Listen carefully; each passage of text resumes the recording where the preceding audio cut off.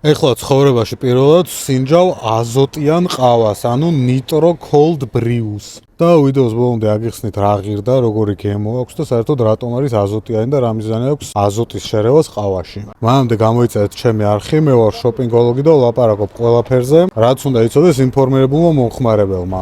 ეს ყავა მზადდება, როგორც ახლა ამ კადრებში ხედავთ, ცალკე ბიდონში არის cold brew, ანუ ცივად დაყენებული ყავა.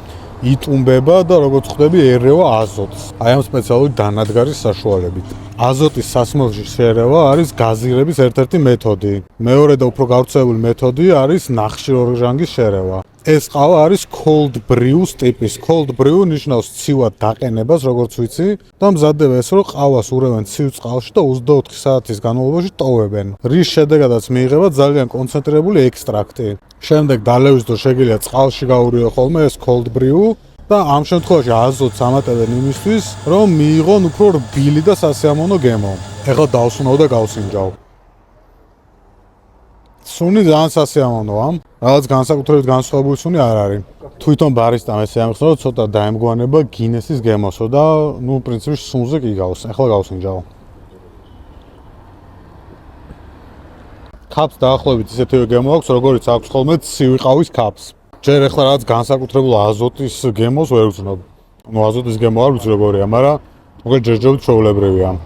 ეხლა გადავალ თვითონ სითხეზე.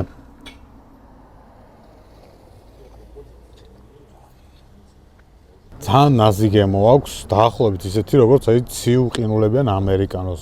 მე ახლა აქ რაღაც აზოტის განსაკუთრებულ გავლენას რატომაც ვერ ვხედავ. და თან გაზიანი და შუშხუნაც არ არის.